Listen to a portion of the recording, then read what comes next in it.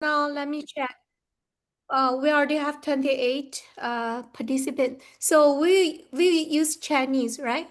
Is that okay? I'll be happy to either one. However, I believe there are many of Huardan, Oh, so their really? Chinese may not be that good. Okay. So when I introduce you, I will still use English then. Yeah, English. I didn't prepare on that. Oh, no problem. I have it. Okay. Nancy, see on the screen. You can read as it is. Okay, sure. So I will just read the Chinese first and then English. Is that Okay. okay? Yeah, Okay. this is the So Chinese right here. okay. So today we are very happy to invite Dr. Wang to be our lecturer on the preparation of the MCAT, and he has a lot of experience on that. Okay, so on supervising the MCAT test. So now I will just briefly introduce Dr. Wang. 王明旭医生呢，很多人都已经认识哈，但是现在我还再来介绍一下他现在，这个跟原来您 send 给我的是不一样的，你想让我用这个来介绍吗？ Yes. Okay, so 王医生呢，他是好莱坞华人故事得奖大片赛的原型王明旭，他的全名是美国哈佛医学院和麻省理工学院联合医学博士及特级优等生，激光物理博士，美国 FDA 眼科审查委员会前委员。这是华人历史上的第一位世界最大的眼科集团爱尔眼科医院美国分部的 CEO。美国麦哈里医学院临床教授以及王明旭视力福明基金会创始人。王博士撰写了10本英文原著眼科教科书，有7本已经翻译成中文。他发明了眼膜隐形眼镜，被全世界广泛运用，完成了世界第一例激光人工角膜手术，并发表了120多篇学术论文，其中包括以第一作者发表在国际最有权威的《自然》杂志上。王博士做了55000多例激光眼科手术，其中包括4000多个医生。他的病人来自美国40几个州以及全世界55个国家。王博士获得了美国眼科协会成就奖以及美国华人医学会终身成就奖。Okay, you have the English slide or okay? So, let me see. All right. Dr. Wang, Dr. Ming Wang, a Harvard and MIT graduate, it's a magna cum laude, is one of the few laser eye surgeons in the world today who hold a doctorate degree in laser physics. He has performed over 55,000 procedures, including on over 4,000 doctors. The film Sight is based on Dr. Wang's autobiography, From Darkness to Sight, co-starring Greg Kinnear. As a teenager, Wang suffered greatly in China and came to America with only $50 and earned 2 doctorate degrees, one in laser physics and one in medicine, and graduated with the highest honor from Harvard Medical School and MIT. Amniotic membrane contact lenses, which Dr. Wang has invented and holds 2 U.S. patents, has now been used by tens of thousands of eye doctors throughout the world, and millions of patients have had their eyesight restored. Wang Foundation for Sight Restoration has helped patients from over 40 states in the U.S. and 50 countries, with all sight restoration surgeries performed free of charge. Dr. Wang was named the Kiwanis Nashville of the Year for his lifelong dedication to help blind orphanage children from around the world. Okay, now let's welcome Dr. Wang. Thank you, Nancy. Thank you. I would like to first thank you, Grace. Grace couldn't be here today, but she spent lots of time in organizing all the educational programs for our next generation Huardan. So I'm very grateful for all the time and effort that Grace and Nancy and the team have put forth and to help our next generation. Also, I'm very grateful to Dr. Ming Chen in Houston, Texas, Dr. Chen is an MD himself, ophthalmologist as well. And every time we have educational Zooms that I grab Dr. Chen to join me. So Dr. Chen is now known to be the educational Zoom master for our next generation. So today I'll be presenting a talk that focused on how to score high in MCAT. On the screen, you see my contact information. You can take a photo. And so you have my WeChat. And if any question, the best thing to do is email me or WeChat me. If it's a medical question, please email me, because my entire team are all Americans. And for some reason, which I still don't understand, these Americans still have not mastered Mandarin. So if you email me in Chinese, they will not understand, and I depend on my team to help me for medical questions. So if you have medical questions, email me in English. Otherwise, WeChat non-medical question, you can use Chinese. The film site, there's a free link. In the United States, there's a free link you see. It's easiest to just take a screenshot with your iPhone, 拍张照就行.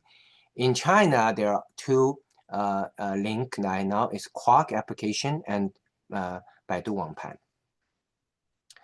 Today, in the presentation, if you have questions, go ahead and put in the chat room your questions.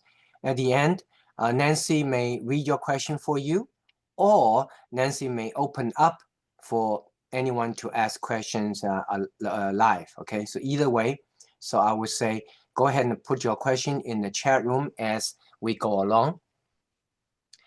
And also in the chat room, I just put it in the little block about events coming up for me. One is August 26th, the Vision Zoom. August 26th, you're welcome to come. Second is 事半功倍, monthly Zoom. The next one is September 24th. You're welcome to come. And lastly is the free link for the film site. So you may wonder now, Dr. Wang, why are you qualified? How come you're qualified to talk about MCAT? So that's a very important question. Why this next hour is worth your time? I want to tell you that I'm qualified to talk about MCAT. It's because many years ago, when I applied for medical school, I actually studied really hard. You saw in the film site, I was discriminated against by a professor who said, you're Chinese, you're no good, no chance to get into medical school if you're not born in this country. So I studied really hard just to prove that racial discrimination is wrong against Chinese Americans. So I studied really hard, and I ended up achieved the 4th score, 满分, in majority of my own MCAT. Actually, I was #1 in the country that year. So because of my MCAT score so high, I was approached by Stanley Kaplan Educational Center. The Stanley Kaplan founded the center, and his niece, he died as a billionaire with several hundred centers throughout the United States. And his niece, Maria, I think that's Rosalind or something. Yeah, Rosalind Kaplan. His niece called me up. He said, in the MCAT, Stanley Kaplan history, MCAT history, no one has achieved majority 4th score, 满分. So we would like to teach. They offered me a deal that I cannot refuse, pay me really well. So that's how I put myself through medical school. I was working at the same time at Harvard Medical School and MIT. So at the same time, I was teaching MCAT at Stanley Kaplan Center for nearly 10 years. And I was able to help over several hundreds of my students for MCAT to raise their score by, on average, 20%. Because of the experience, I feel I can offer something useful to all of you today regarding MCAT. Nancy and Grace have collected questions. So second half, I'll be addressing some of those questions. And we will go through these questions a little bit later. Now I'd like to just spend about 10 minutes to tell you all a little bit about me, how I got into medical school, what I'm doing now in medicine, because this part may be interesting for our students as well. I grew up in China during the Cultural Revolution. At age 14, I was not allowed to go to school. I was going to be kicked out of the school and like 20 million others sent to countryside labor camp for life. In order to avoid this devastating fate of being sent away to labor camp for life, I picked up a Chinese violin, erhu, and learned how to dance. Because if I could do that, I can get into Wenxian Dui, therefore avoid being sent away to labor camp. Then 1976, Cultural Revolution ended. As you see in the film site, mom and dad came home and said, you can go back to school. I thought I'd never be able to hear that. I only had junior high education. I didn't go to senior high, but I had to jump into the college entrance exam right away. And my parents did not want me to wait because they were afraid government can shut down universities for another 10 years next year. So as you see in the film site, I studied really hard. And I got lucky. I got into University of Science and Technology, 中国科技大学777级, and studied chemical physics, laser physics. In 1982, I came to America. And after I got my PhD at University of Maryland, I wanted to go to medical school. I always wanted to become a doctor. But I was discriminated against by a professor who said, it's very hard to get into medical school, even for a student who is born in America. You are not from America, you're not born here, and you're from China. I don't know how good you are. You have no chance to get into medical school. Don't waste your time. You see this section, the story in the film site. So I was very mad. I almost gave up, but I thought I'm going to prove him wrong, that you cannot just discriminate Chinese Americans and all race ethnicities. So I studied even harder. And it was in the process of studying, I discovered a very interesting institute called Stanley Kaplan Educational Center. Now, mind you, ladies and gentlemen, I have 0 pre-med. 我在美国没有医学预科. I only have a, 理工科. So I only have very small chance getting to med school, and my MCAT has to be very high. And they say you have no chance getting to med school because you don't have pre-med. And I didn't have pre-med. I never would have been pre-med. I only went to 理工科，在中国科技大学，在美国马里兰大学都是读的是物理。So I just gambled. I'm gonna study on the MCAT. So I studied at the Stanley Kaplan, and as I mentioned earlier, I was able to achieve something MCAT has never seen, or Stanley Kaplan has never seen. Basically, a majority MCAT exam, I achieved the 4 score across all subjects. Majority 满分.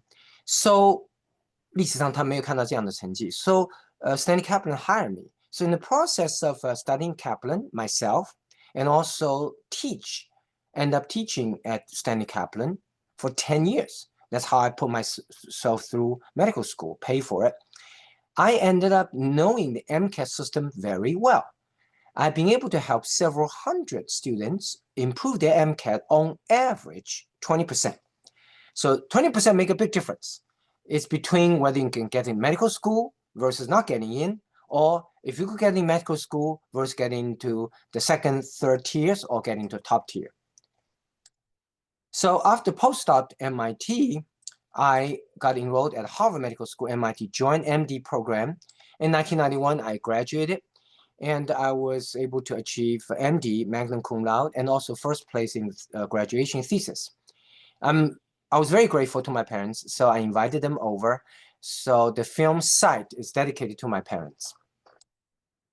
The reason I got 2 doctorate degrees, MD and PhD, recently we have another talk that I give to you all about MD versus studying MD, PhD. The reason for me to get MD, PhD is because medicine is so technologically driven, and medicine but also laser physics in ophthalmology. So I'm probably one of the few laser eye surgeons in the world today who has an MD, but also a PhD in laser physics. I have performed over 55,000 laser vision corrections, including on over 4,000 doctors. This is my Harvard MIT joint MD degree graduation diploma. I met then President Ronald Reagan. So I did lots of research. I'm going to give one example in the research which is shown in the film side. Is we see a blind orphan child from India, Kajal, who was intentionally blinded by her own stepmother, who poured sulfuric acid into her eyes when she was sleeping one night, in an attempt to make a Kajal not only an orphan child, but a blind orphan child, who then sing on the streets, who can beg and get more money. So the film Sight is Kajal's remarkable journey to come from darkness to sight. This is Kajal's eye, all blinded. There's no treatment. There was no treatment. I started doing research. I recognized a fetus, an unborn child, does not scar. But how can you do research on unborn child without hurting the baby? They say there's no common ground between faith and science. Is that really true? And I studied the question. I even established a nonprofit organization called Common Ground Seeking Network, even published a Common Ground Bible study. Long story short, through much prayer and eventually working with other scientists, we found that we may be able to use the placenta. Because the placenta used to surround an unborn child, maybe it's the placenta that gave the baby the ability to heal without scar before birth. So I got lots of placenta donated to me by mothers after giving birth to children. The placenta's discarded anyway. And I started doing research, eventually invented the amniotic membrane contact lens. When we put the amniotic membrane contact lens on the eye, it's magic happen. It can significantly reduce scar and improve eyesight. And then I decided to donate the patent to the world. I put the patent online and went around the world over 20-year period to 50-some countries, free of charge, taught over 10,000 eye doctors through worldwide how to use the technology. Today, amniotic membrane contact lens, as you see in the film Sign, has helped millions of patients across the world, has transformed the world. And actually, amniotic membrane contact lens is a $5 billion industry right now, a year. Some friends say I'm very stupid because I did not make any money myself because I donated my patent. But I'm happy to donate because I feel by donating, we can let more people benefit from the technology faster. And I'm happy to contribute what I can as one member of human being. As you get older, the eyes get drier. And this 70-some-year-old has dry eyes, painful, couldn't see for many years. And we put the amniotic membrane contact lens. She's very happy. So the film side talk about the amniotic membrane contact lens story, but also show that science and faith can work together. I live in Nashville, Tennessee, finally, Music City, USA, and we use the best technologies. And this is my paper as the first author in the journal Nature. And these are 10 textbooks I published over the years in ophthalmic surgeries, and 7 of them translated in Mandarin Chinese. I served in US FDA ophthalmic panel, the first Chinese American to serve that post, and also we're training surgeons from around the world. We performed the world's first laser artificial cornea implantation, and also we have helped provide the solutions to all 5 human prescription eye conditions: nearsightedness, farsightedness, astigmatism, presbyopia, and cataract. How do we treat all 5 conditions? Using these top 4 technology. You may want to take a picture of this if you have any question later on. Right upper corner is every Tuesday. We have a Zoom. Next one is August 26th, Tuesday, 6:45 Central Time or 7:45 Eastern Time. 1 hour, you can learn. Lower left corner is my email address. Again, if you have any medical questions, email me in English. Left upper corner is SMILE. The LASIK surgery is going out of date. LASIK surgery is becoming obsolete. It's now replaced by much better technology called SMILE. Lower left corner, implantable contact lens. If you wear contact lenses and you don't want to remove it at bedtime, I've got technology put the contact lens inside your eye, so you never need to remove it. In the middle, over age 45, one surgery. If you're over age 45, with one surgery, we can fix all 5 human conditions: myopia, hyperopia, astigmatism, presbyopia, and cataract. So with one surgery for every young lens, you never need glasses to drive, you never need reading glasses, and you never will develop cataract. On the right side is the cataract surgery can be performed by laser or blade. But these top 4 technologies are the best that humankind has to offer in year 2025. But despite that, even in America, such an advanced nation, only 5% of surgeons laser vision surgeons are using this technology. 95% still using older blade technology. Why? Because medicine is so technology driven and most doctors are still studying. But even in the United States, only 5% of the surgeons, top 5% using these top 4 laser technologies. The remaining 95% still using older blade technologies. At our center, One Vision Institute in Nashville, Tennessee, we use these top 4 technologies, laser, 100% of the time. We're leading the country, number 1 in the United States in the percentage of high-tech application in eye surgery. This is the state's first smile procedure, replacing LASIK, making LASIK obsolete.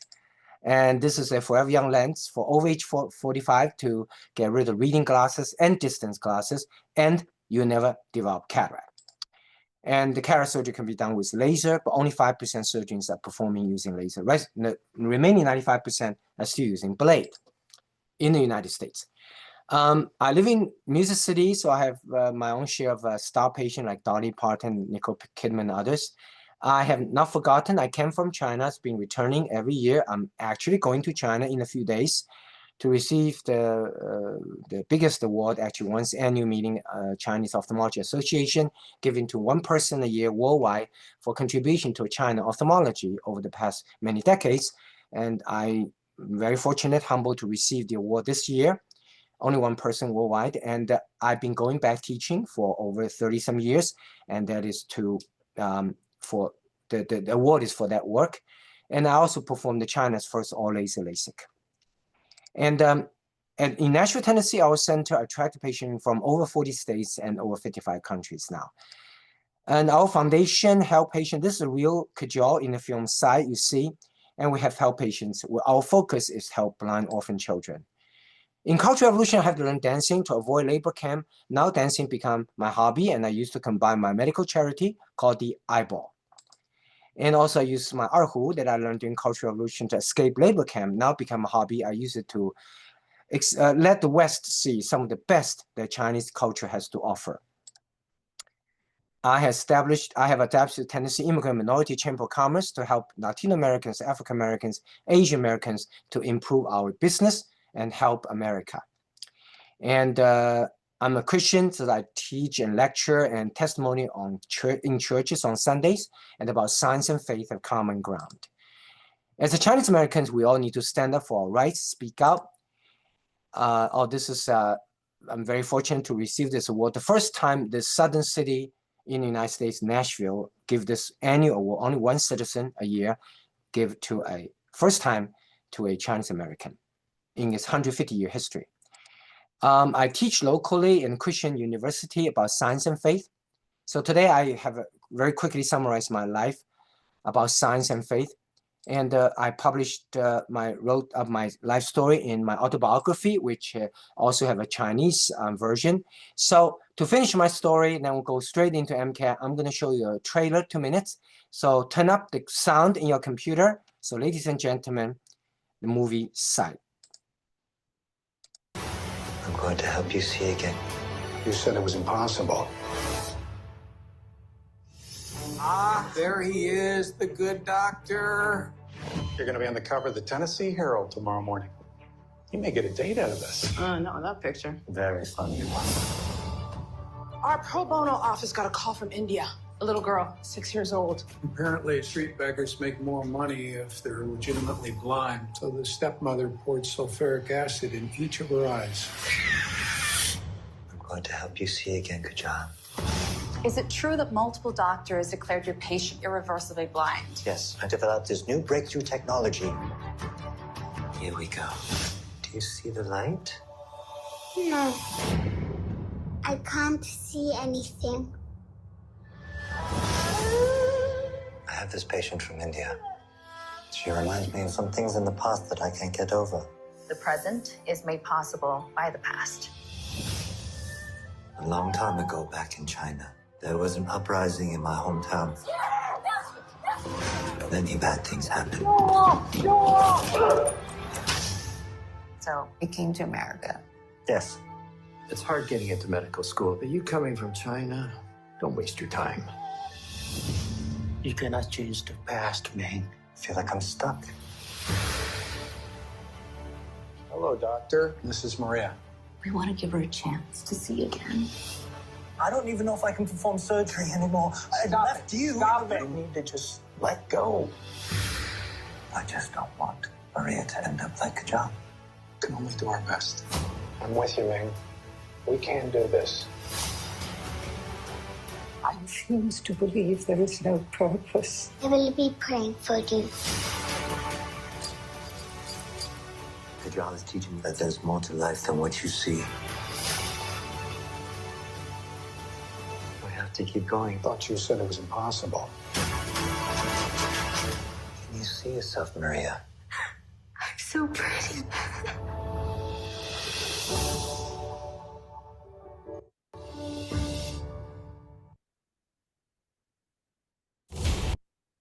So the film was showing throughout the United States over 365 days. I conducted national tour, 40 states, 500 free shows, and to 50,000 Chinese Americans. So 365 days Chinese Americans in America is a movement to encourage all of us to tell our stories, to let America know the contribution that Chinese Americans have made to this country. So the film is a free link here. Really appreciate you pass the free link to as many friends as you can, because more people watch the film free, more people know about our foundation's work to help blind orphan children. So we'll be able to help more kids, more blind orphan children. So really appreciate your support to our Sci Foundation by passing this free movie link to as many folks as you can. Finally, Dr. Ming Chen and I host a 事半功倍 Pro, basically how to do more things better in more efficient, and study MCAT as well. So next one is September 24th. Take a picture of this. So you're welcome to come. Usually it's the third Wednesday, but for September, it's going to be fourth Wednesday as such. So September 24th Wednesday for 1 hour, 7:30 Central Time or 8:30 Eastern Time. I'm going to share with you some of the pros I've learned how to do things more efficiently. 事半功倍. Anybody interested in the book, you can email Wen Foundation, wenfoundation.com, and $25 check to the Wen Foundation to help us help more blind orphan children as such. So the questions regarding MCAT, the questions are, as you see. But before I answer these questions regarding MCAT, what I like to do is kind of give a general picture of what's the biggest difference studying for MCAT comparing with studying for your midterm or finals. It's totally different test compared with your midterm and finals. As I said, once again, that I'm qualified to talk about MCAT because I did pretty well my own MCAT. As you see in the film site, I was able to achieve a full score in majority of tests. 大部分这个 subjects in MCAT 是满分. So I was the first actually in the United States, my score. So I was recruited by Stanley Kaplan Center to teach MCAT for 10 years because they never had such a score in its history. And that's how I put myself through medical school to pay for it. So I taught MCAT as my side job throughout medical school. So I want to spend today's Zoom focusing on one issue. That is, most of the students are very experienced to study for exams, right? You study your physics, chemistry, biology, midterm, finals. What I found in my own MCAT, in my own study, as well as I was teaching for 10 years and taught several hundred students at Stanley Kaplan Center how to improve MCAT score, I have come to realize there's a fundamental difference between what you study for your regular exam, for your midterm and finals, and MCAT. Why? What is the difference? The difference for midterm and finals tends to be testing your memorization. If you study for chemistry, or they give you some, rules, and you study, you memorize, you score well in midterm, finals, and forget about it right after the exam. But MCAT is not that. Literally, when you go to MCAT, you study for MCAT, you open the MCAT booklet, the formulas, shockingly, the formulas are provided to you already. You don't have to memorize any formulas. So the key is to test your logical thinking. You know, then you say, why is a big deal difference? First of all, people have, the study has shown that the best doctors are not those who memorize the most. The best doctors are those who can think logically the best. Again, the best doctor is not someone who can memorize the most. The best doctor is someone who can think the most logically. So why is that important? Well, here's the reason. As you know, everything we do as human beings have three things: why we do it, what we do, how you do it. Why, what, how. MCAT, American Medical Association, have recognized that medicine is so fast developing. The why is very clear. We want to help people. That's why I want to do medicine, right? But the what keep on changing. Medicine today is different from medicine 5-10 years ago. So they're not going to design a test that is confined to the knowledge or what at the time. And they found that the best doctor, the most superior clinician in practice, doing well, are often not those who can do tests well. Once again, the best physicians are often not those ones who have the highest GPAs. Once again, the best doctors are often not the students who have the highest GPAs. So they want to train doctor, not train, test takers. So as a result, they have modified MCAT over the years to basically encourage you don't have to memorize the formula, but you have to be strong in logical thinking.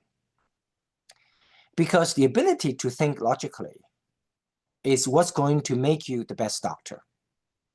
In fact, when people ask me, say, Ming, you're at Harvard, MIT Joint MD program, what have you learned? I mean, is it what you learned in medical school so many years are still used today, those medical knowledge? No. Surprisingly, no. Half of the knowledge I learned in medical school then are out of date today. We know new medicine. So what is important in my medical school training that is applicable to my practice today is not what, but is how. Once again, what you study, what you will use, the technology as a doctor, tomorrow is going to be different from yesterday, from today. But how you think about medicine remain the same. Once again, what technology you're going to use today as a doctor, practicing doctor, versus technology using yesterday could be totally different. So what does not stay constant, but the how stayed constant. That is, how you think logically as a doctor remain constant. 你做什么，用什么医学技术，今天明天不一样。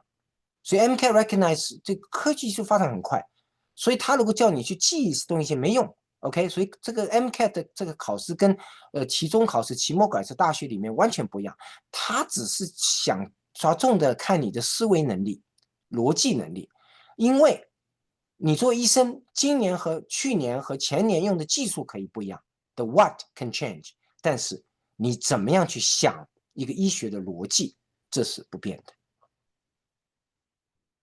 What you do today may be different from yesterday, but how you do it, what's your logical thinking, your logical thinking ability, stay the same throughout your life.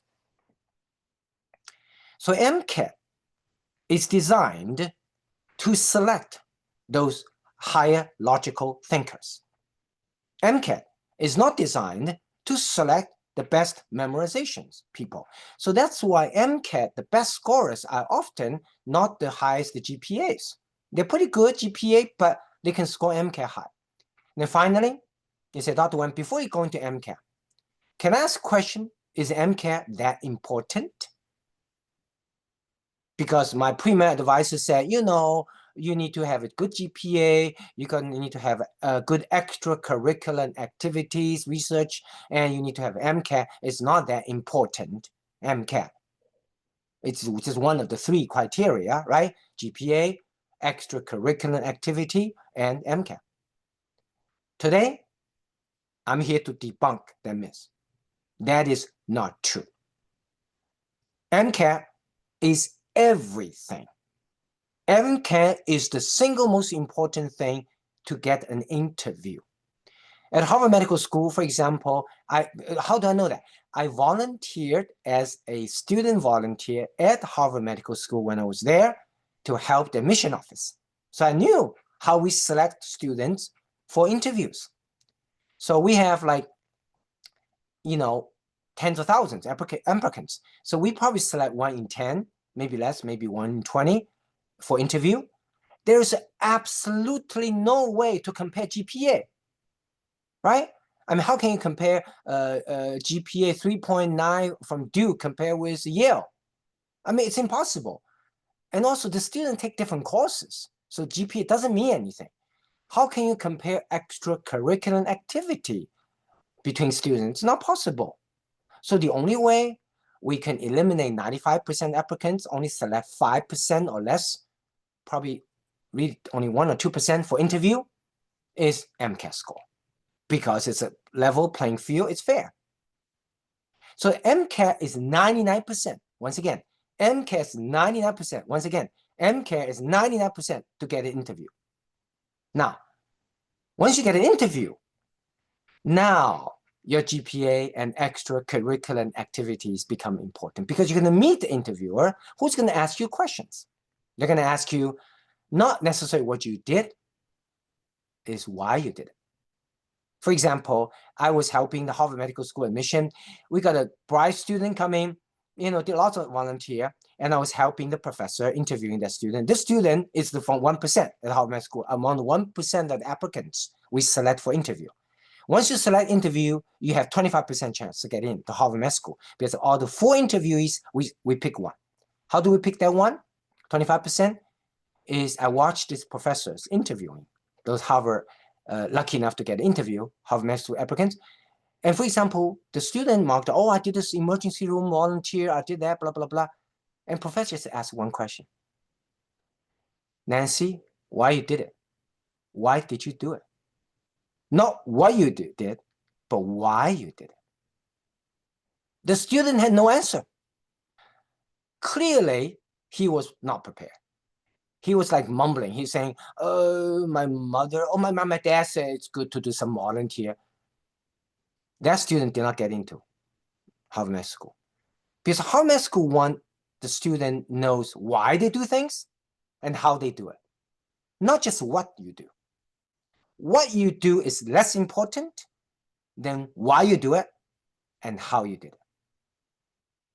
So they're looking for logical thinker. You did the volunteer stuff to get into med school. What is your own reason? Not what your parents said, but it's your own reason. Because if you don't have a clear one reason, then you may not be able to become a very good doctor, because when you diagnose a problem or patients, you have to be very clear why you deduce that, why and what is the logical. So logical thinking ability is single most important ability as a physician. Once again, the logical thinking ability is the single most important ability as a physician. Once again, 逻辑思维能力是做医生最重要的能力. So MCAT focus on testing that.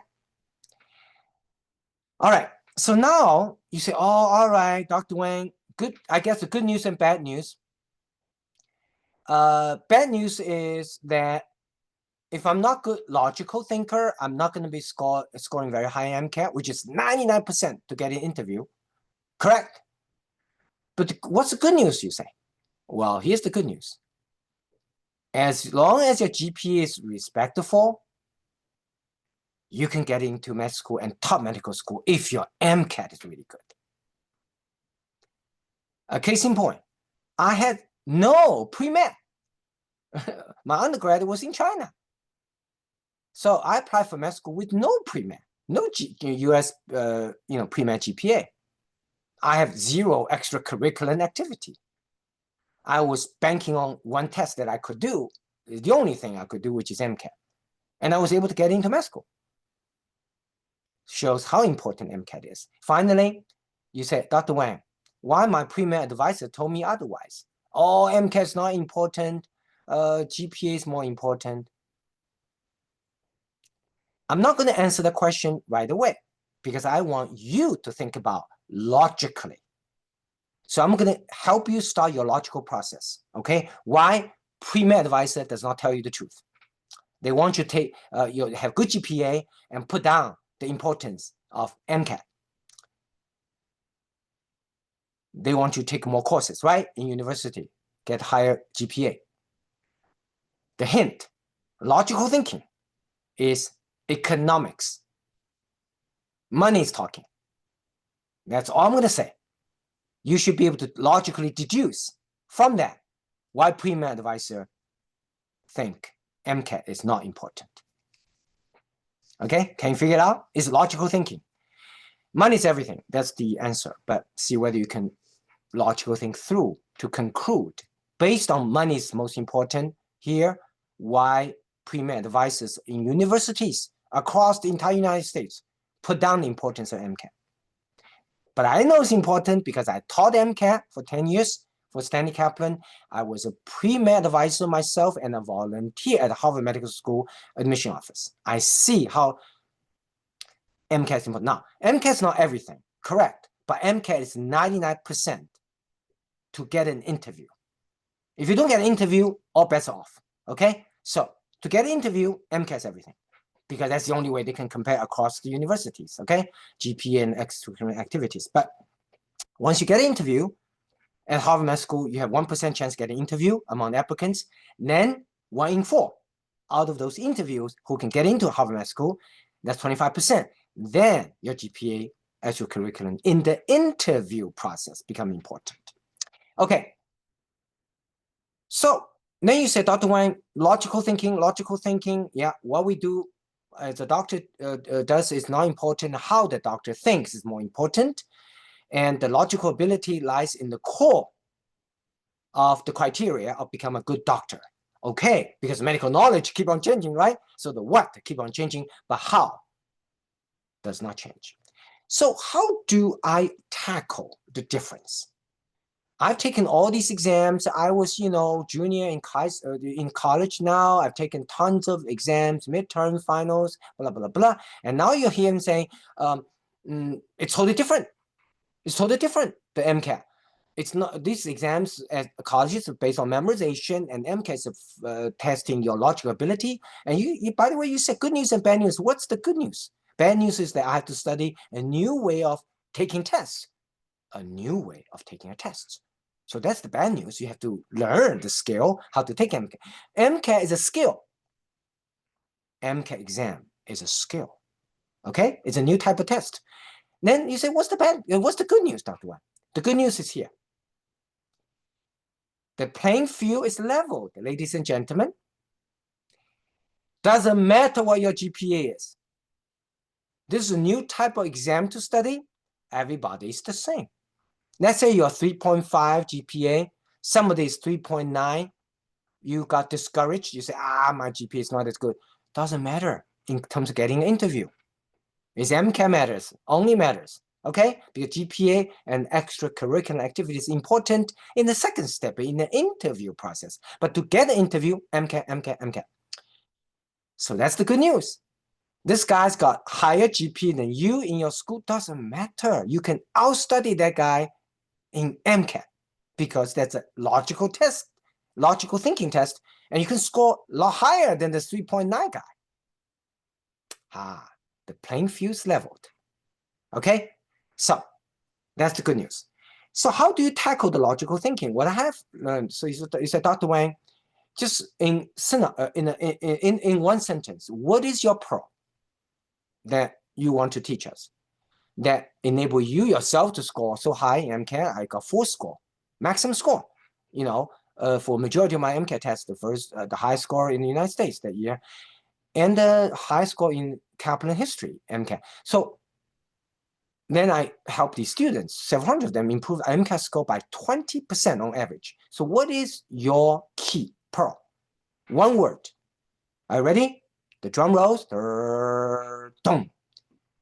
The word, the magical word to study MCAT is called linking. Linking. What is linking? Linking is link knowledge within that subject to understand the underlying principles that explaining these different phenomena in a subject. Let's say you're studying, let's say SN1, SN2 in organic chemistry. To get your midterm, final exam, you just memorize SN1, SN2, the characteristics, ABCD, ABCD. MCAT doesn't test you. MCAT literally will, in the exam, it will explain to you what SN1, SN2 is. Single nuclear, binuclear reaction, right? In organic chemistry. But what it does, it will give you an actual experiment in the laboratory.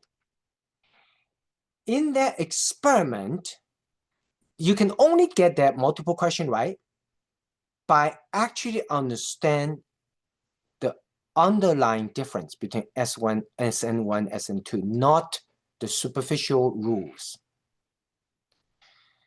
SN1 is a reaction that one of the reactants actually form an intermediate, suspended in the air, in space.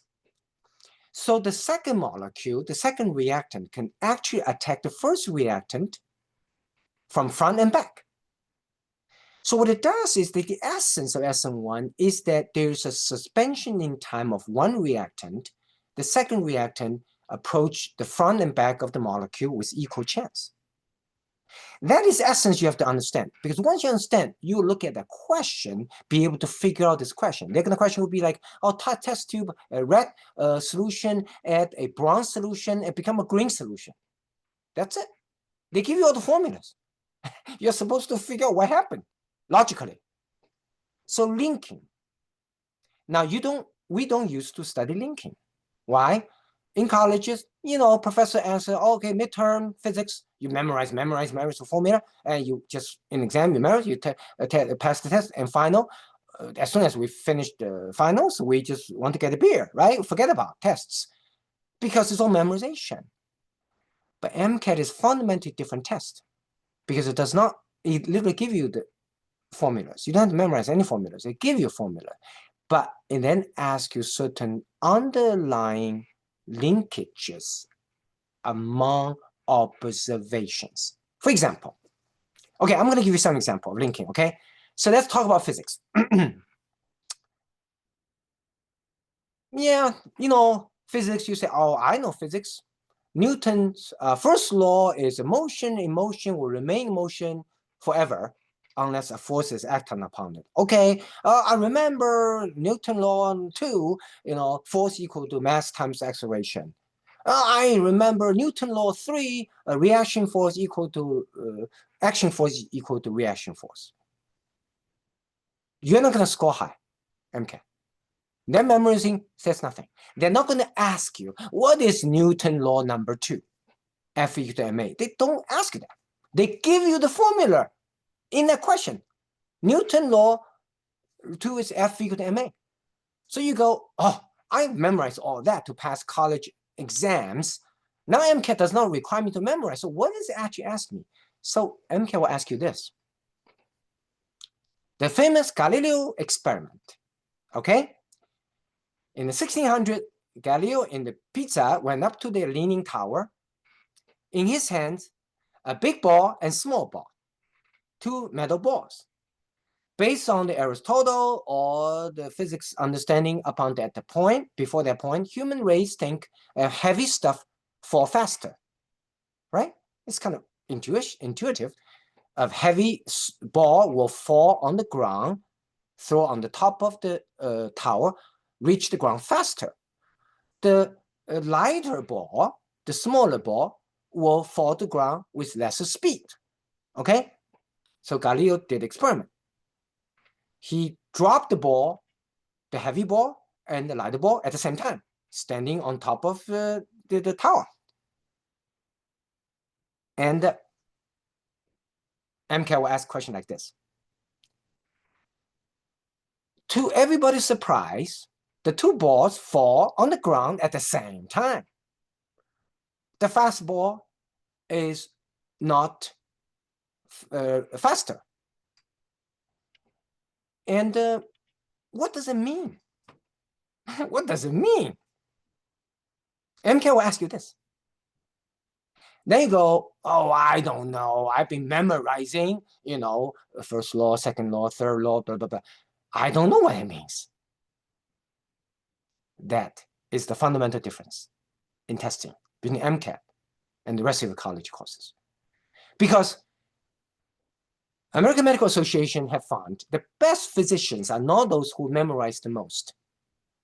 The best physicians are those who think the best logically about their patients. So if you memorize law number 1, law number 2, number 3, Newton law, and you have no idea why two balls, one is heavy, one is light, drop the same time on the top of the Pisa leaning tower and fall on the ground at the same time. You don't know why. You're not able to link.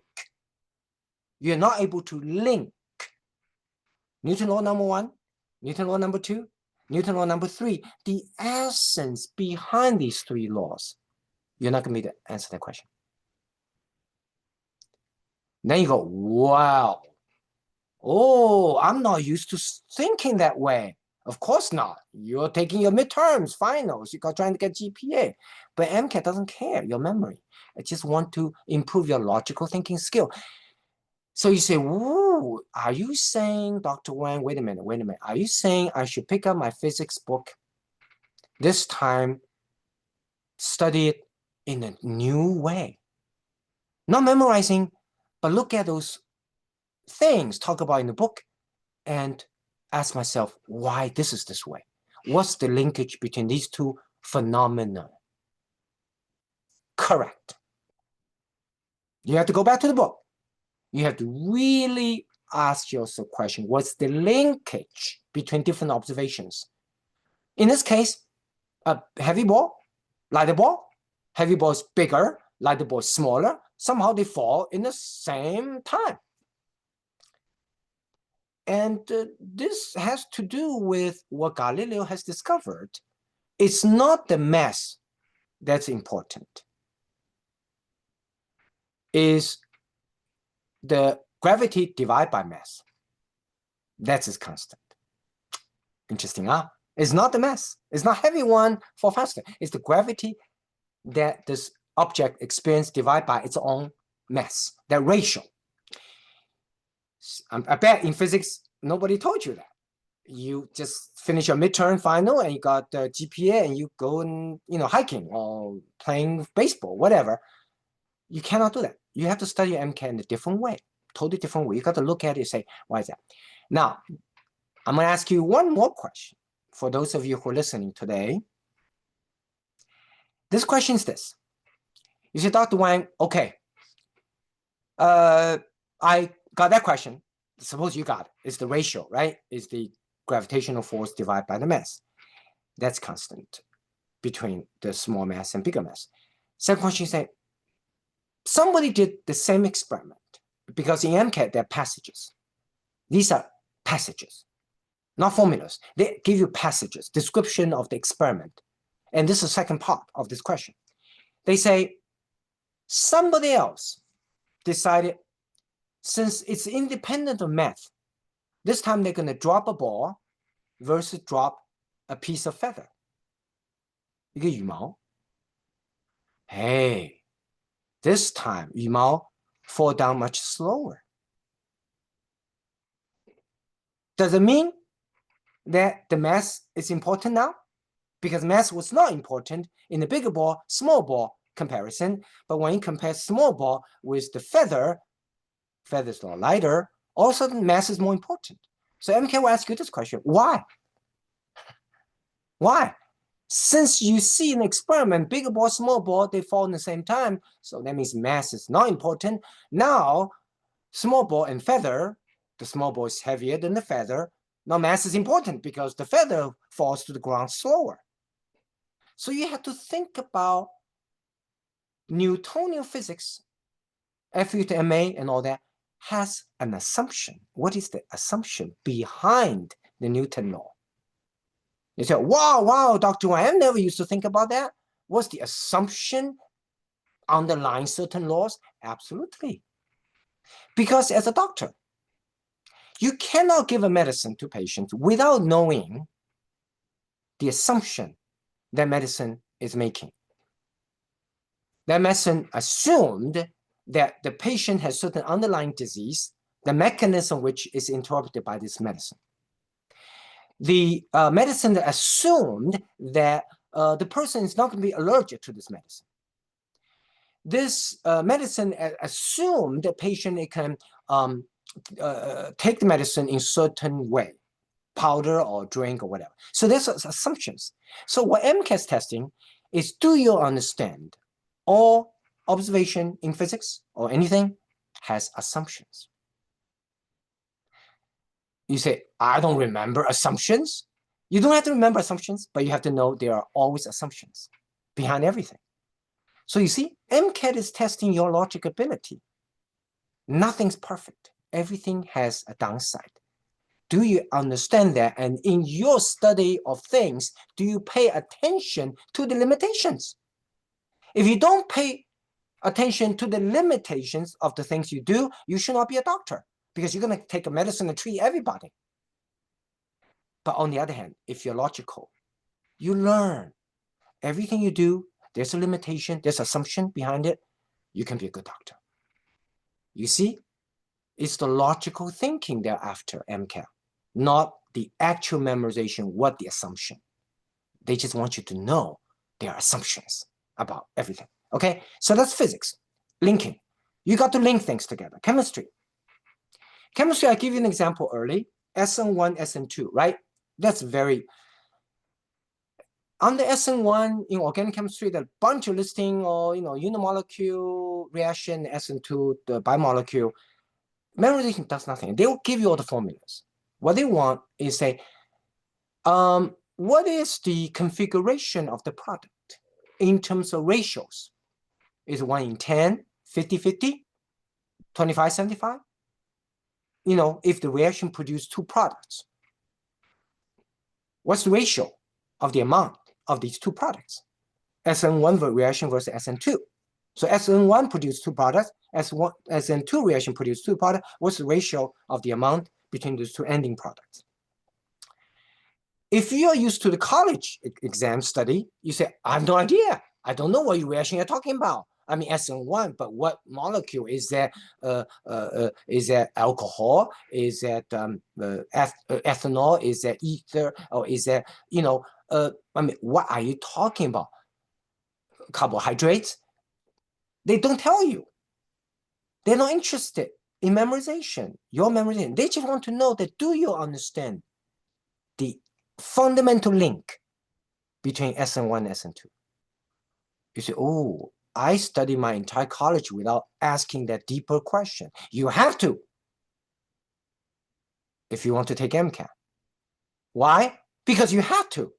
If you want to be a doctor, you have to understand the deeper question, the linkage. So MCAT is a test of your ability to link. So you say, okay, Dr. Wang, do I have a hope? Yes. You go back to SN1, SN2 in chemistry. You ask yourself, what is the fundamental difference between the two? Doesn't matter what molecule involved.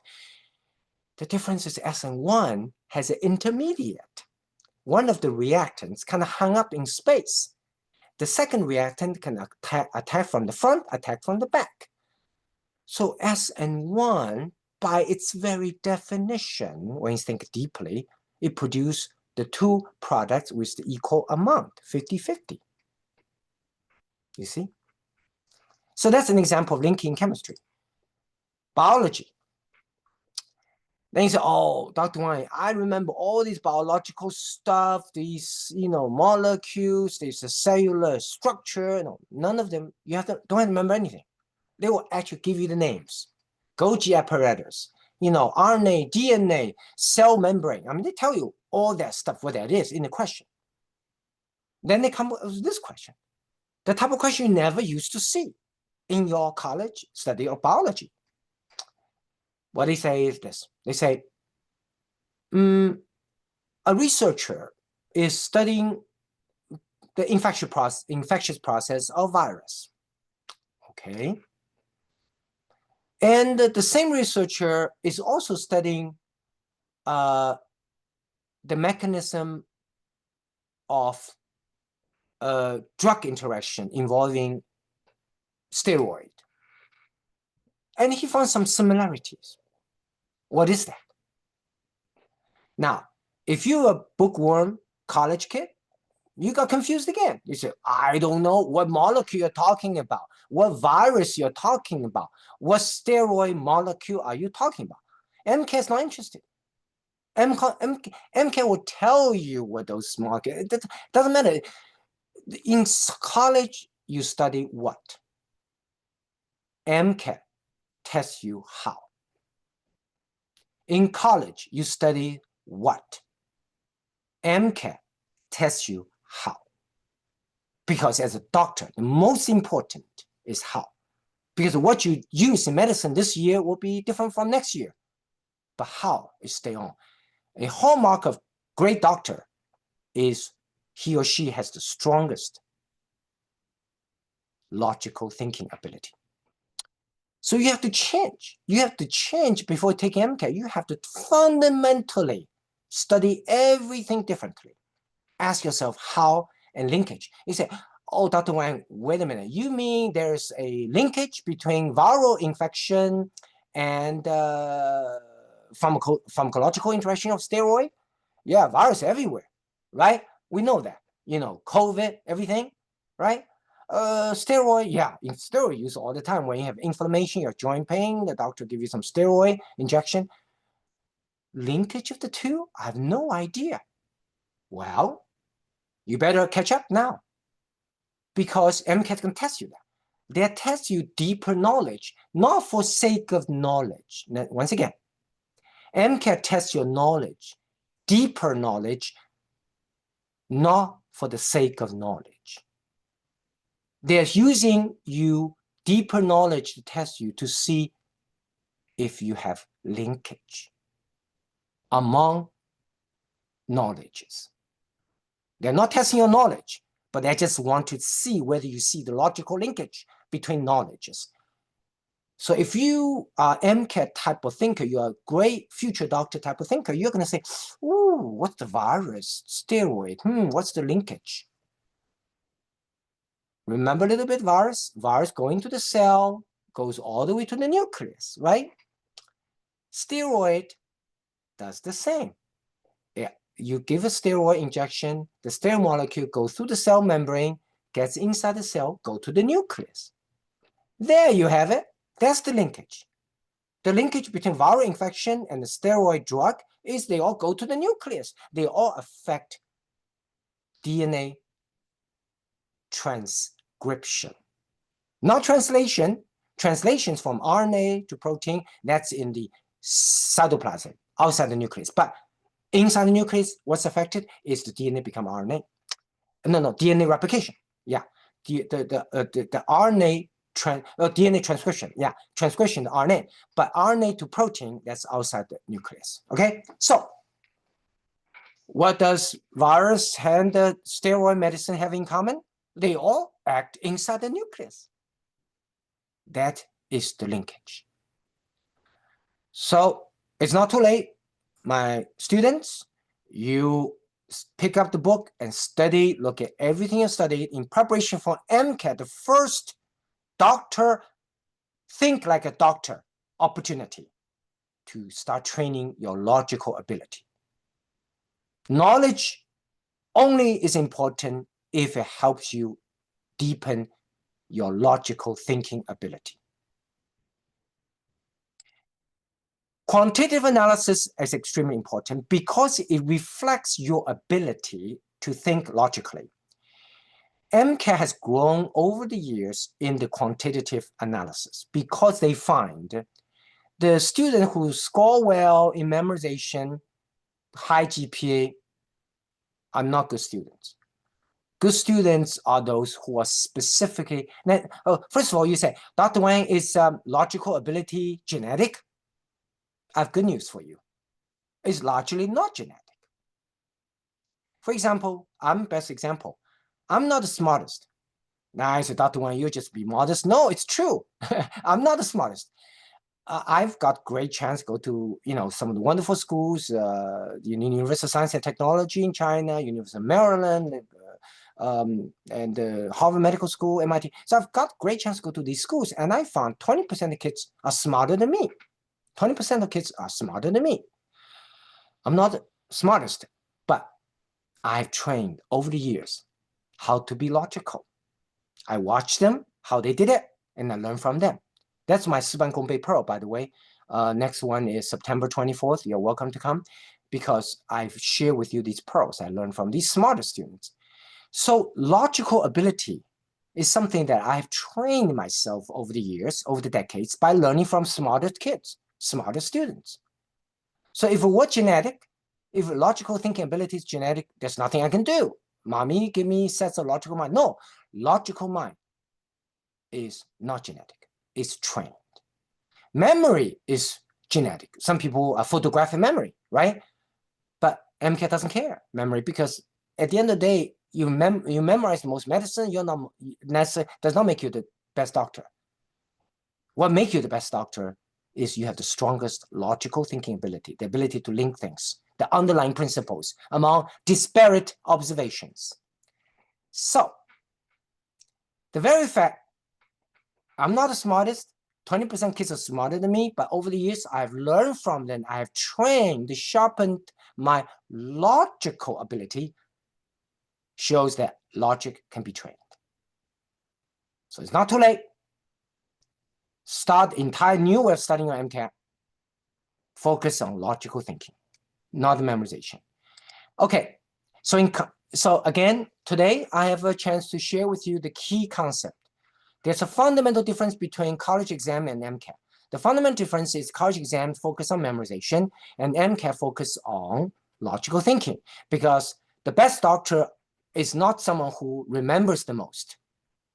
The best doctor is someone who can deduce logically the best with giving information. The best doctor is not someone who memorized the most. The best doctor is someone who giving information can deduce and has the strongest logical thinking ability.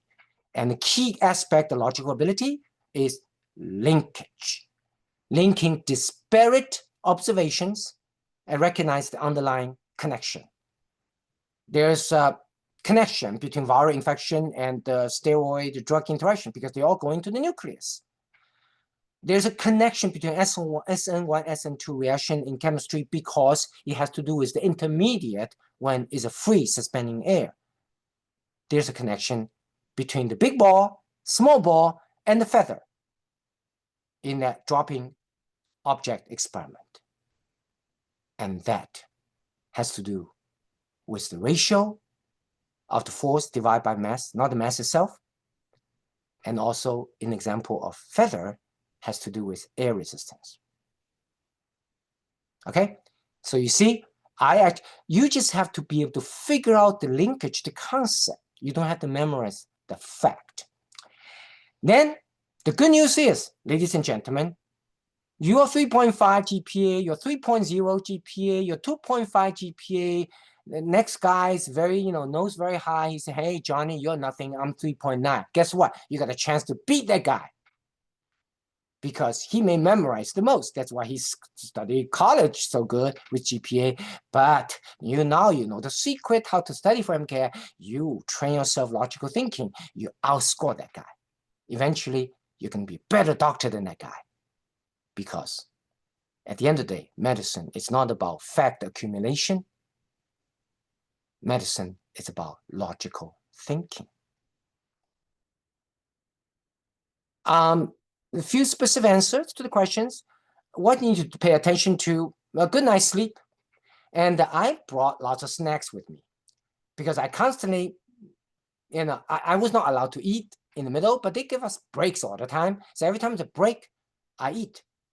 So that's good. MCAT material, yeah. You have many Princeton Review. By the way, I also taught at Princeton Review, Stanley Kaplan, Barron's, and all different materials. And all of them are good, and it's digital available. Number 3, prepare for MCAT other than doing lots of exams. Anything else? I would say just 2 things to do. 1, you have to do exams.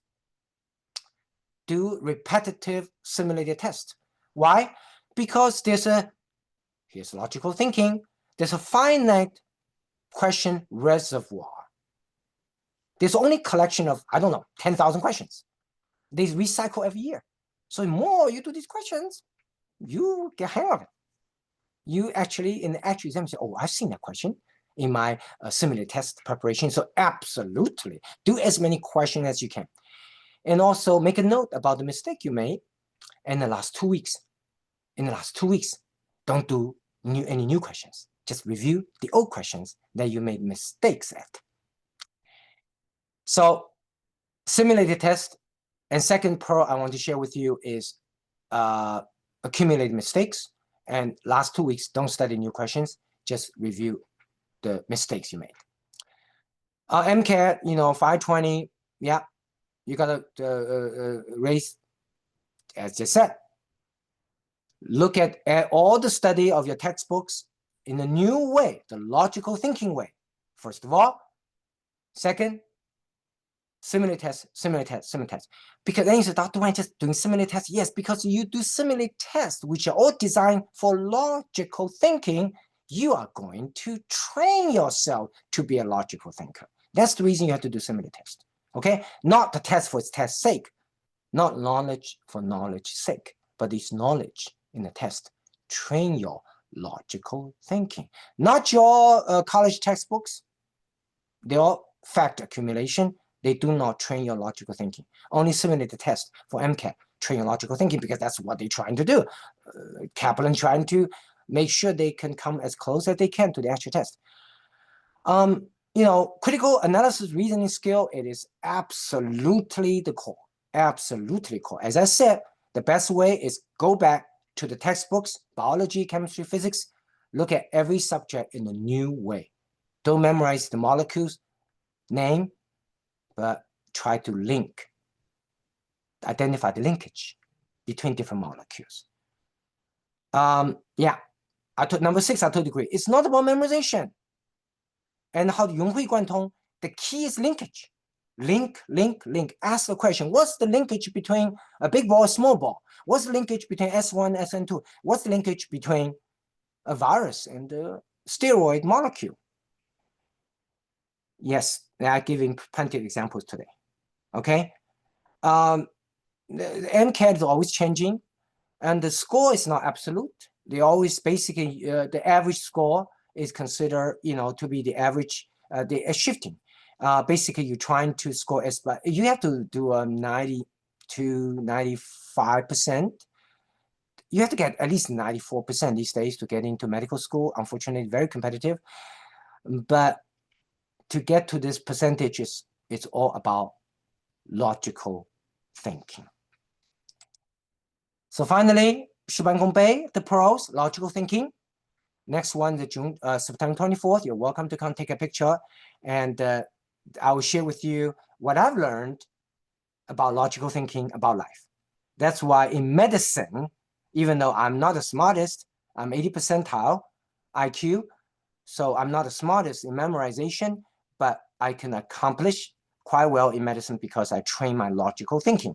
And I'm going to share those logical thinking pros with you in the practice of medicine in the 事半功倍pros. Okay, next one, take a picture of the screen so you know the Zoom number. If you're interested in the book, you can finish reading the 事半功倍 book, the entire booklet, in 10 minutes. It's a tiny little book. Email me your mailing address, and I will mail to you as a little gift. Okay, I'm all about sharing. That's why I publish these textbooks. I share. That's why I donate my amniotic membrane contact lens. I share. I believe as human being n equal to 1, I'm lucky to be alive.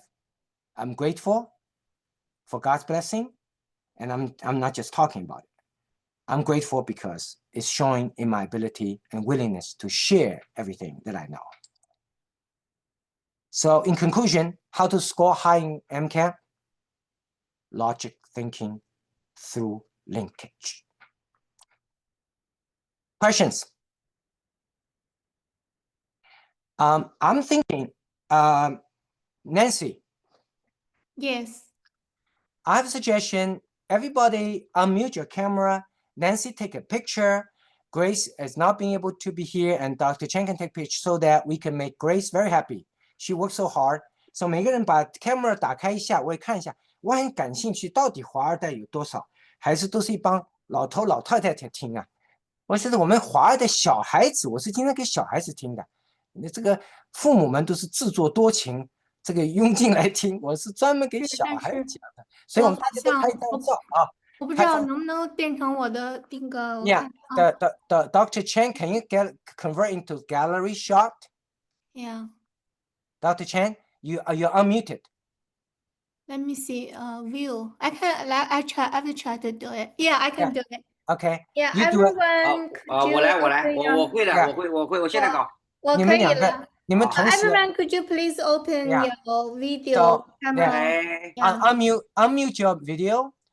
大家都把不要等一下，还不到，还好多人还在。对，照片打开，把你的视频打开，我们可以 take 一个 picture， 让我们。我跟你讲，那个有一个有作用的，如果你的小孩在那边听，他如果email 问题的话，你把照片寄来，我就记得啊，这个小伙子，这个女孩子很认真。他听了，所以我就会对他的问题比较重视，因为我对我自己的学生比较重视。Please open your video so we can take a picture. 所以我们大家因为大家把 video 打开一下。对，好，都打开，然后呢，我们就数到3啊，我们拍2张，一张是没有大拇指，一张有的啊。Okay, first picture, everybody look at camera, and Nancy and Dr. Chen, you go ahead and do it. Okay, get ready. Unmute your camera. 3, 2, 1. Take another one. 3, 2, 1. Okay, now everybody hold a little thumb. 为我们的华二代，希望他们好运，认真学习。今天讲的最重要的 Pro 呢，就是不是记忆，而且要从现开始，马上训练逻辑思维。你的 GPA 没那个同学好，你在 MCAT 可以超过他。OK， 举个大拇指，拍照啊 ，3, 2, 1. One more time. 3, 2, 1. Okay.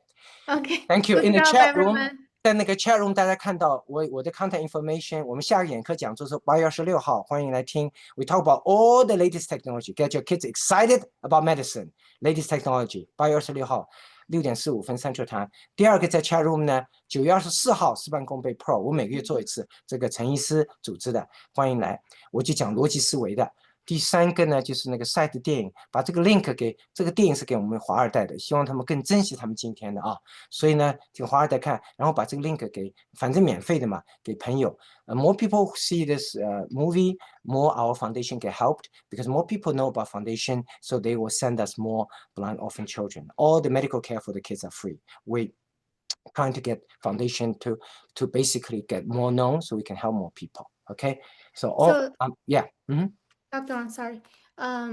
So we haven't asked anybody if they still have some question. Are you available to answer some question if they have? I'm ready. Okay, anybody? Do you have any question you can answer now? Just unmute. Yeah, unmute yourself. Yeah, and quickly. No questions? Sorry. I just want to say, okay, go ahead. Go ahead. You go ahead. Oh, I just want to say I'm so grateful to Dr. Ming Wen and Dr. Chen's here too. So I'm happy to see you guys again. And it's been a pleasure to listen to your presentation. It's just so wonderful. I wish I was like decades ago, I can like have a chance to go to med school and do a MCAT. But I just have the best wishes to all the candidates. Thank you, Mary. Really appreciate. Sure. Which city do you live? Los Angeles. Los Angeles. Oh, okay. Yeah. I'm actually going to be in California next year to bring the film site to show some different groups, and you can email me. I'll keep you posted. Los Angeles. Oh, great. Yeah, I compete in ballroom dancing almost every month. So I'm going to be out there competing. I'm trying to get in top 6 in the United States in ballroom dancing, national championship. So I'll be in Los Angeles sometimes. Great. I met you in person actually once. Oh, okay. Right. So looking forward to that too. Okay, wonderful. Thank you, Mary. Okay, Sure. Grace Wang, Yang. Yeah, so I have 2 questions. My first one is I'm also a dancer. I do Chinese dance and I do ballet. Sure. And when I was studying for my EMT exam, I often kind of noticed some intersections between what I knew as a dancer and what I was learning from my EMT lectures. So I was wondering, like, when you were, because you had a dance background when you were studying for the MCAT, did you incorporate kind of your dance background when you were studying, and did that help you at all? That's an interesting question. I would say for MCAT study, all I was focused on is I realized I have to dramatically take a new way of thinking, right? So I didn't have the pre-med even. So all I did is simulate test. I did Stanley Kaplan has like, I don't know, 500 or something simulate tests for MCAT. And I did all of them 3 times. It's like I did so many simulate tests. And I practically just, but the reason I did tests not because of memory, it's no memory. These are simulated tests, just like MCAT test is simulated. But I was able to change my thinking from memorization to logical thinking. Now, I want to answer you this question this way, that being a dancer is really helpful as a doctor for me. Because we tend to think, oh, I'm left brain, I'm logical, mathematical. Oh, I'm right brain, I'm artistic, creative. We are change ourselves short, meaning God wants us, our 2 brains, logical, left brain, right brain, creative, to work together. So how do I work together? I will share with you. When I dance, the reason I could rise up because I compete some of the best dancers. I mean, Americans, who are homegrown. I couldn't dance, no money to dance when I was growing up. And they were trying to, didn't have enough to eat, the family. So I had to learn later, right? But I was able to pick up and dance quickly and compete, rising very high. I'm about to get into final now, United States National Championship. Oh, wow. It's because I faced with a creative activity, which is dancing. I use my left brain, the logical brain. Every day I study what? They say study all the gesture, the head, arm, music rhythm, all that. That's good. But I do something else that most dancers don't study, which is what? Angular momentum, speed, force. I figure out that our human body is a irregular body, that it's very tricky to move. And at the end of the day, it's not manufactured movement in dancing. At the end of the day, it's recognized nature. Try to utilize it and augmenting a little bit along the nature's own trajectory of movement. Okay, so that comes from physics. Now, then you say, Dr. Wang, do you have another side, meaning approaching a logical thing using creative brain? Oh, yes. My eye surgery is very logical. 99.8% of my patients doing the LASIK smile, I can fix the eyeball within quarter micron.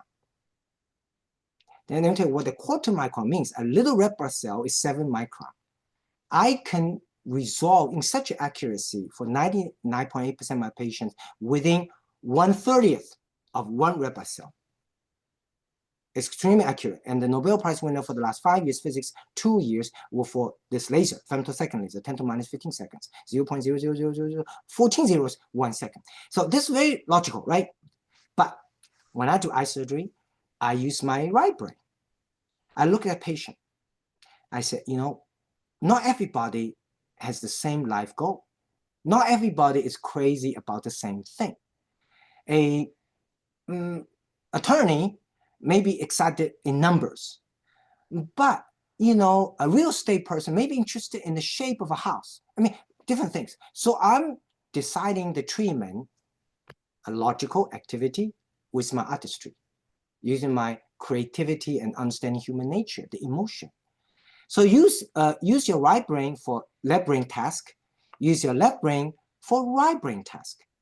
So you no longer have two half brains. Oh, I'm left brain, I'm missing the other half. No, you make them two together, you produce a very magical result. 1 + 1 more than 2. It's not equal to 2, more than 2. 用左脑逻辑来做有艺术创意的事情，就像舞蹈。用右脑是艺术的，来专门研究左脑的逻辑的活动，这样你会达到一个1+1超过2，不是等于2的效果。使你两个脑都能训练。So your dancing ability will be a tremendous addition to your skill as a doctor in the future because you have more intuitive feeling about human nature and the insight. That's artistry. Thank you so much. Is it okay if I ask my other question? I know Sure. it is quite late. Okay, so my other question is about empathy. So you, in the movie, you talked about this kid who had this really, really traumatic thing happen to her. And so I kind of saw that there were two problems. One, the like human aspect of this girl had something really horrible happen to her, and then the kind of the more logical aspect of, okay, her eyes present a puzzle to me. How do I solve it? And I've noticed, because I work as an EMT, and sometimes when I have a patient, sometimes I have the tendency to just treat the patient as like a kind of like a math problem to be solved. And then I have to realize that the patient is also a person, and the kind of empathy and compassion, like, yes, I have to solve a problem here, but I also just have to comfort the patient and understand that they're going through a really hard time. And the other like problem with empathy that I have struggled with a little bit is, so I run a group called Students for Science. We were formed in response to RFK being tapped as HHS secretary. And we do a lot of advocacy around science and health, particularly like young people's interest in science and health. And something I've come across a lot is really trying to empathize with people who don't agree with us, which has been really challenging. I think that a lot of people kind of who don't believe in science or medicine, it's really easy, especially I have the tendency, I want to just laugh at them and say, oh, well, you don't know what you're talking about, when really there's an underlying problem that I need empathy to be able to understand, and that's been a challenge for me. And so since throughout your career, you work with a lot of children, a lot of orphans, a lot of like people who need a lot of empathy. I was wondering if you had any insights on kind of how to develop that empathy and really care for people and not just treat people as puzzles to be solved, but also people to care for as human beings. Great question. What's your first name? Grace. Grace. Excellent. So this type of thinking that will make a good doctor is look at the things you do, think deeply. Because lots of students say, oh, today I need to treat this, and should I just kind of take care of the, you know, the tourniquet, stop the bleeding, and give this medicine? Maybe, or should I empathize it? Or maybe I don't know time for it. But you think a little bit deeper, you are looking at what is the optimal point of balance. So for example, two kinds of behavior in the setting of healthcare, both are wrong. Either extreme is wrong. If you're 100% all the way to this side, complete logical, forget this is a human being, that's wrong. And guess what? The other side is wrong. 100% empathetic. If you're 100% empathetic, you actually cannot function. Because a patient comes in, oh, they can't see, a patient is blind, oh, you're blind, and paralyzed. You cannot do you cannot do your job if your empathy is unlimited. So you say, oh, Dr. Wang, that's a really good question. So first of all, I like your way to think because the thinking these things is logical thinking. That's what the doctors need to be. And those kind of logical thinking is going to carry you in MCAT and eventually, most importantly, be a good doctor because the logical thinking is key. Now, second, what's the solution? Guess what? Ancient Chinese have already figured out. Do you know the symbol of yin and yang? The circle with the black half and the bent teardrop and the other one's white. And you say, what does yin and yang symbol mean? Well, we know what it means superficially. Complementarity, completion, opposite, balance, right? These are all superficial meanings. The ancient Chinese figure out the deeper meaning. That is this. If you look at this part is white, teardrop, bent teardrop, right? The yin and symbol. Imagine a little black boat swimming towards the river gets bigger, wider, the white river. So as you swim, your little boat, black boat, you swim in the white river. You keep on going, the river gets wider, wider, wider. You think, oh, the world is become wider and wider. Eventually you get to the ocean, oh, wide ocean. Guess where you end up? You end up on the black island. And vice versa. If your white boat travel in the black river, same thing. So yin yang symbol meaning is much deeper and is much more abstract. Beyond what superficially is obvious, complement, complete each other, balance, and all that, it says life is about balance. Because you can be so good, you can be bad, and not to be bad. You can be so empathetic, you're completely unable to perform your medical duty. Or you can be so logical medical duty, you're not even a human being taking care of another human being. So it's all about that equilibrium point. And that point, everybody's different. Everybody's different. Just like past and present. The side movie talk about, should we, like your mom generation, my generation, should we stuck in our past? Or should we forget our culture and just completely Americanize? In that two extreme, each of us have to find our balancing point. Some people a little bit more Americanized, some a little more still Chinese, whatever. But once you say empathy, same. You have to identify your point. To what degree you feel it gives you the best optimal, meaning maintain your humanity, but yet also be able to actually accomplish medical treatment. Neither extreme is wrong. And you have to find your own balance point, your own yin and yang point. Thank you so much. This is really inspiring. Thank you so much. You're welcome. Any other questions? Oh, there's a question in chat asking about the soft LASIK, if you want to answer. Oh, in chat. Oh, okay. Let me see. Let's see. A question. Oh, soft touch LASIK. Yeah. My mother did LASIK around 15 years ago, and she's now experiencing astigmatism from the procedure. I want to know how soft LASIK differs from LASIK and how did they address? Oh, yeah. Great question. Technology of LASIK surgery some years ago was not as well advanced. We could not treat astigmatism. First of all, what is astigmatism? Astigmatism means that your eyeball shaped like American football rather than basketball. That's it. Your eyeball shaped like American football rather than basketball. That is astigmatism. So the technology was not advanced. So today we have much better technology. We have soft touch LASIK. We have smile. We can actually using laser to reshape the football into basketball. So we can fix your mother's situation, do a LASIK touch-up, and also if you're going to have surgery yourself, it has to be at least age 18, by the way. If you're over 18, we can fix your eyes. We don't use LASIK now, actually. Soft touch LASIK we still use for hyperopia, for myopia, nearsightedness, and astigmatism. We use SMILE. SMILE is actually making LASIK obsolete. And then you say, isn't everybody using SMILE? No. In advanced nations such as the United States, only 5% of laser vision surgeons using SMILE. The other 95% still using the old traditional LASIK. Why? Because medicine is so technology-driven and doctors still learning. In our center, we use SMILE advanced 100% time. We're #1 in America, leading the country in the percentage of laser application in eye surgery. So for your mom, we can fix her astigmatism, sharpen her vision.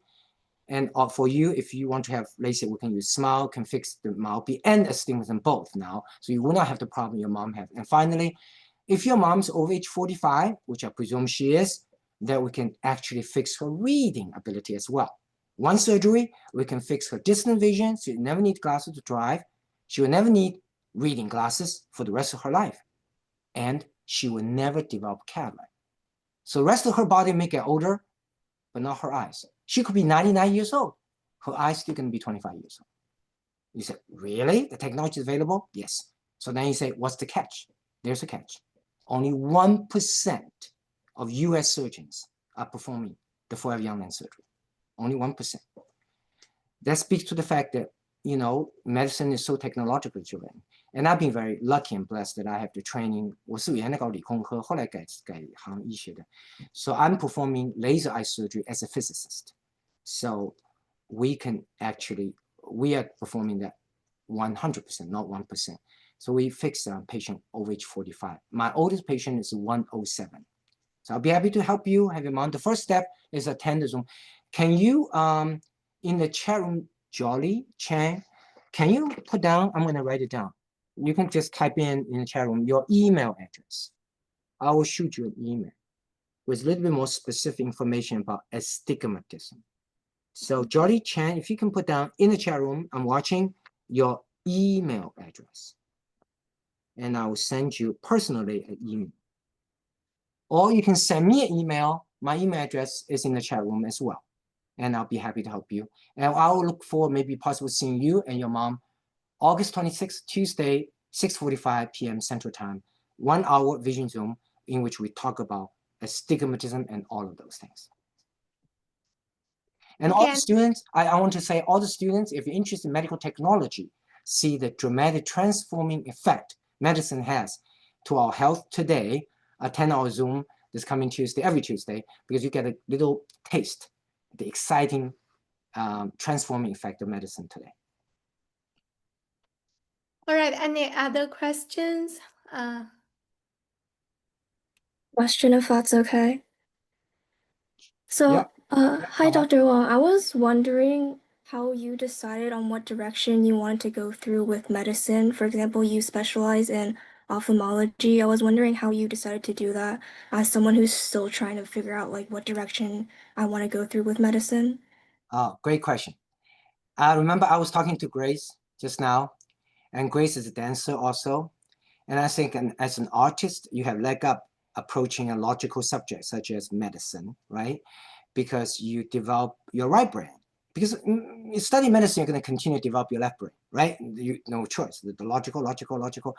But we don't develop our right brain as much. But, you know, as a dancer as well myself, I found that music and medicine kind of work together. So I decided ophthalmology completely, two reasons. One is completely based on my artistry. I read the poem Shakespeare or someone. The eye is the window to the soul.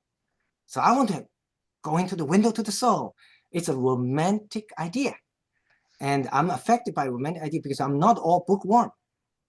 I'm kind of an artist at the same time. So I'm affected by my right brain, so to speak. And second reason I got into ophthalmology is because first year I was at Harvard Medical School. We're supposed to meet patients with different diseases so we understand how they feel. So one session, the professor at Harvard Medical School brought a bunch of us students together, and there was a 50-some-year-old blind patient sitting there in the middle. And we're supposed to ask her questions, how her life is like. So everybody asked all the logical question, logical question. All of a sudden, I'm an artist, right? In my bones. So I asked her a non-logical question. I said, Madam, you have never seen. She said, I've never seen. I said, you were born blind. She said, yeah, I was born blind. Instead of asking some dry technical questions, I asked her this question. I said, so what does red mean to you? What does blue mean to you? She never got that question. all the question was bookish. This question is kind of artistic, interesting. So she thought about it. She said, red, because she had never seen, remember, in her life. She said, red means something which is warm and fluffy. Blue to me means something that is cold and slippery. So all of a sudden I realized that her absent vision sense is replaced by something much less, tactile temperature sense. I realized if a human being, any of us, live through our life, the only one chance, go through life, not being able to see, the person is missing an indispensable part of human experience. So I decided that's what I want to do. I want to bring people out of darkness. I could not think of more meaningful things to do than help another human being to live more fully as a human being. I see. Thank you so much. That's a very, very impressive answer to me. So I think different people, their feeling are different, and maybe some other career are suitable for you. So that's different. Exactly. Yeah. Everybody's, it's just like a great question about balancing artistry, right and left brain. Everybody have your own balancing point. And we don't have to be the same. We all need to figure out our inner rhythm with the worldly rhythm. Yeah, which is special to you. Exactly. Okay, so any other questions? So I want to thank everybody, particularly Grace again, Nancy, and Dr. Ming Chen. And I want to extend a warm invitation to everyone in the chat room. 3 things. This coming Tuesday, 6:45 Central Time, Vision Zoom, you get an exciting display of videos about some of the most exciting medical technology. Second, September 24th, we have 事半功倍 once a month. I share with you how to think logically. And number 3 is the film link. Watch the film. It's made for our 2nd generation, but also passing the free link to friends. You're literally helping our foundation so that more people around the world will know about what foundation does, so it can bring us more blind orphan children patients. But also, this film is a first Chinese American film in a major American theater release. I've been to the United States for 33 years. I've not seen our story being told in American mainstream media. Either we only see ourselves in 功夫和古装戏, but we're a lot more than that, right? We are doctors, engineers, business people. So sight is an example of what Chinese American needs to behave. That is, we need to stand up, speak up, and tell our stories to let America know the contribution that we have made to this country, so that not only we ourselves will not experience discrimination and prejudice, but also more importantly, our kids will never. We are Americans. We are Americans with Chinese heritage. Yeah, Dr. Wang set a good example that for the first generation, like us, like many of us, like how we live in China, we live in China, and how we are now living in USA, and also, you know, give a good memories for the 2nd generation. So, well, if no question, I think we will just end today's lecture here. And thank you very much to Dr. Wang for his time and his knowledge and his talents. And he always do a lot of, you know, the charity things that's in our group. And his seminar will be announced in the 美国医生之群和Cornell ProMed 群。好 ，OK, so well. Very appreciate Dr. Wang's time and his effort. So thank you, everybody. Best wishes. God bless you all. Thank yeah. you. Thank Good night. you. Good 谢谢 night. Thank you. Thank you. 谢谢，晚安。晚安。